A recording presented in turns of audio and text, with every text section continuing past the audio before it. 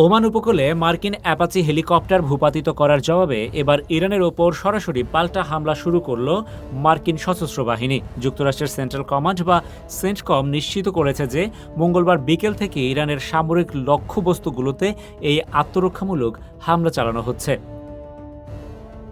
ইরানের রাষ্ট্রীয় গণমাধ্যম এরই মধ্যে নিশ্চিত করেছে যে কৌশলগতভাবে অত্যন্ত সংবেদনশীল হরমুজ প্রণালীর একটি ইরানি দ্বীপে বিকট বিস্ফোরণের শব্দ শোনা গেছে। মার্কিন গোয়েন্দা সূত্রগুলো জানাচ্ছে, সোমবার রাতে ওমান উপকূলে টহলরত মার্কিন AH-64 অ্যাপাচি হেলিকপ্টারটির সাথে একটি ইরানি ড্রোনের সরাসরি সংঘর্ষ ঘটে।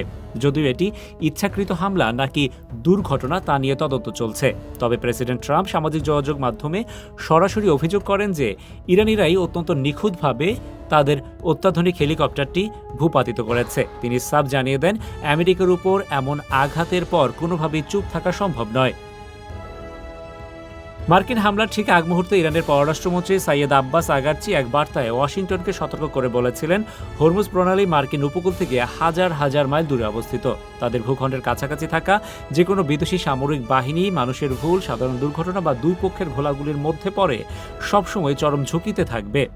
ঝুঁকি এড়াতে তিনি মার্কিন বাহিনীকে অঞ্চল ছাড়ারও পরামর্শ দেন।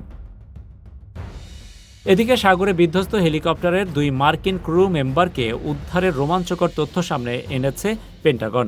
সেন্টকমের মুখপাত্র ক্যাপ্টেন টিম হকিন্স জানিয়েছেন, সাগরে ভেঙে পড়ার মাত্র 2 ঘন্টার মধ্যে সম্পূর্ণ অক্ষত অবস্থায় 2 পাইলটকে উদ্ধার করা হয়। মার্কিন সামরিক ইতিহাসে এই প্রথম কোনো চালকবিহীন রোবট, বোট বা সমুদ্র ড্রোনের মাধ্যমে এই উদ্ধার কাজ চালানো হলো। এই মার্কিন হামলা এমন এক সময় শুরু হলো যখন পাকিস্তানের মধ্যস্থতায় যুক্তরাষ্ট্র ও ইরানের মধ্যে একটি শক্তিশালী পরমাণু চুক্তি স্বাক্ষরের সম্ভাবনা তৈরি হয়েছিল। ট্রাম্প নিজেই গতকাল দাবি করেছিলেন যে আগামী 2-3 দিনের মধ্যে চুক্তি হতে পারে, কিন্তু এই বিমান হামলার পর সেই শান্তি আলোচনা নিয়ে এখন গভীর অনিশ্চয়তা দেখা দিয়েছে। Rashed Bappi, ATV USA, new York, যুক্তরাষ্ট্র। এটিভি USA, বিশ্বজুড়ে বাঙালিয়ানা।